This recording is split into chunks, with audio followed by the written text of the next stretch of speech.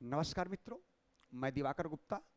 Divya IAS के इस online platform में आप सभी का बहुत बहुत स्वागत है। मित्रों, आज का मुद्दा है कि क्या मतदान के अधिकार को मौलिक अधिकार बना दिया जाए। ऐसा डिबेट इसलिए चर्चा का विषय है कि लोकसभा का लगभग 3-4 चरणों का चुनाव हो चुका है और मत प्रतिशत घटा है। या आप लोग सभी लोगों ने सुना होगा कि मत प्रतिशत घटा है।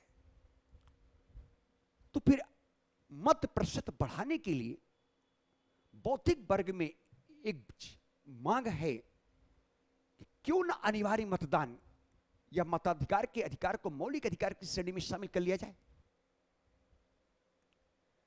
जबकि अभी मतदान का अधिकार एक विधिक अधिकार है जो कि जनप्रतिनिधि अधिनियम 1951 के तहत संसद के द्वारा प्रदान किया जाता है। तो मतदान का अधिकार क्या मौलिक अधिकार की श्रेणी में शामिल किया जा सकता है? और अगर शामिल किया जाता है तो हो सकता है कि 7 से 8% मत बढ़ जाए। मत प्रतिशत 7 से 8% बढ़ने की गुंजाइश है। लेकिन विश्व के जितने बड़े लोकतांत्रिक देश हैं, कहीं भी मतदान को अनिवार्य नहीं किया गया है। ऑस्ट्रेलिया एक छोटा सा देश है जहां अनिवार्य मतदान है, जिसकी पॉपुलेशन असम राज्य के बराबर है। बाकी विश्व का कोई बड़ा लोकतांत्रिक देश जहां चुनाव होते हैं वहां अनिवार्य वोटिंग, अनिवार्य मतदान की व्यवस्था नहीं की गई है। तो यदि मतदान के अधिकार को मौलिक अधिकार की श्रेणी में शामिल कर लिया जाएगा, और अभी आप लोग जानते हैं कि मतदान का अधिकार एक विधिक अधिकार है,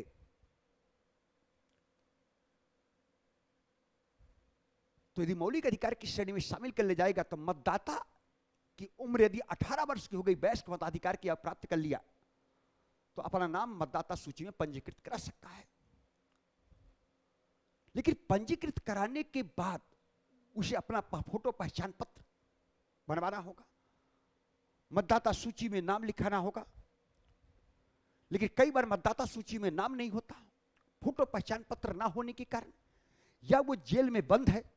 ऐसी स्थिति अगर वो मतदान से वंचित रह जाएगा तो क्या उसके मौलिक अधिकारों का उल्लंघन नहीं होगा? और यदि उसके मौलिक अधिकारों का उल्लंघन होगा तो मौलिक अधिकारों का संरक्षक सुप्रीम कोर्ट है, और अनुच्छेद 32 के तहत संवैधानिक उपचारों के अधिकार के तहत वो न्यायपालिका का दरवाजा खटखटा सकता है।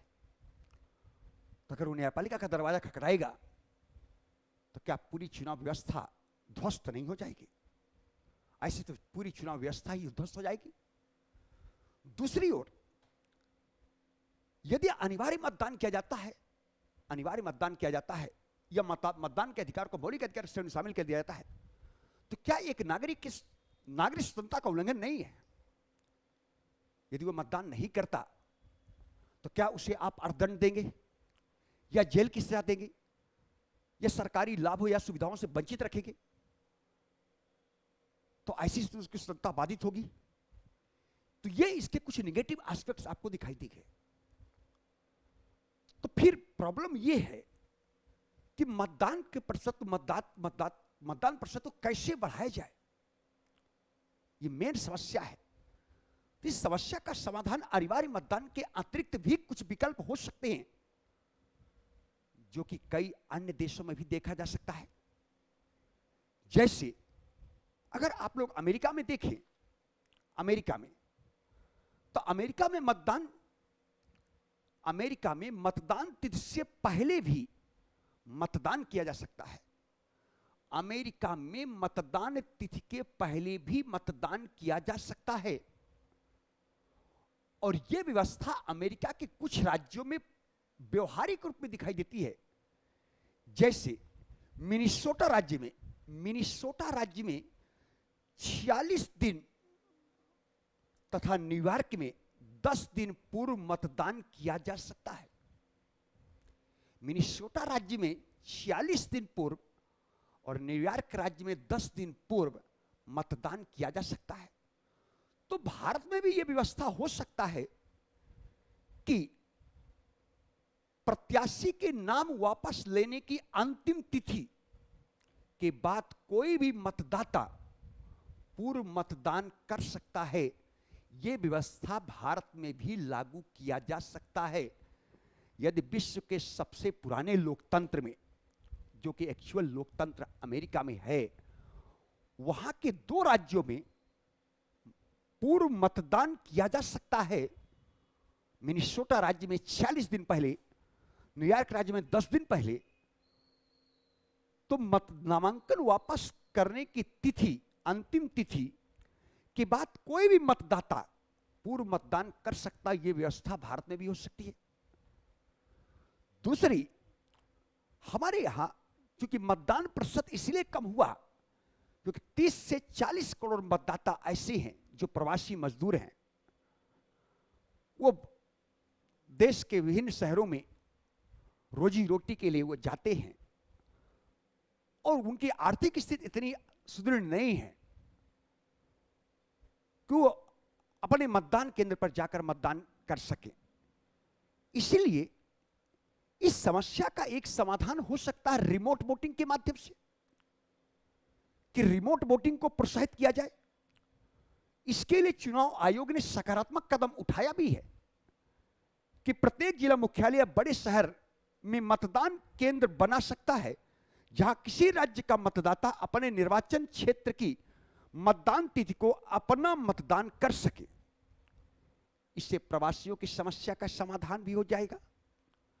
और चूंकि मतदान हमारे यहां गुप्त मतदान होता है, तो गोपनीयता के साथ साथ मत प्रतिशत को भी बढ़ाया जा सकता है।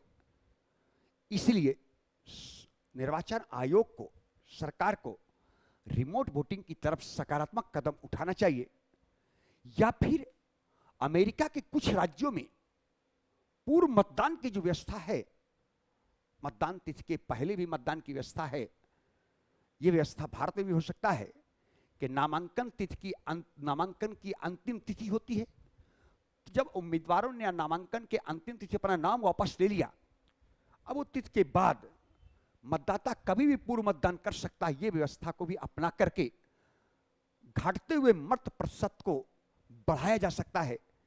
इसके लिए